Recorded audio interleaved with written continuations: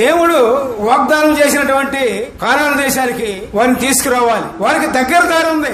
ఐగుప్తు దేశానికి కానాను దేశానికి దగ్గర దారి ఉంది. కానీ దగ్గర దారి ఉండగా వారిని తీసుకురాలా ఆయన దూరం దారి అయినటువంటి చుట్టూ తిప్పి కొండల్లో గుట్టల్లో ఎంతో భయంకరమైన అరణ్యంలో గుండెగా ప్రయాణం చేయించి తీసుకొచ్చారు పిల్లారా దేవుడు ఇశ్రాయేలీయులు. హల్లెలూయా, ప్రైజ్ ది లార్డ్. అందుకనే దేవుడు అంటారు ఏమనంటే, ఆహారం వల్ల కాదు మనిషి జీవించేది, దేవుడిచ్చే ప్రతి మాట వలన మనిషి జీవించగలడు.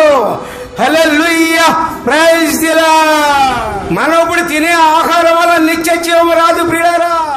శరీరం పోషించబడటానికి ఆహారం తింటాం, కానీ నిత్య జీవం రావడానికి ఈ ఆహారం పనికిరాదు ప్రియులారా. దేవుడిచ్చే వాక్యమే నిత్య జీవానికి ఆధారము. దేవుడిచ్చే వాక్యమే మనకు నిత్య జీవానికి తీసుకెళ్లే మార్గం ప్రియులారా.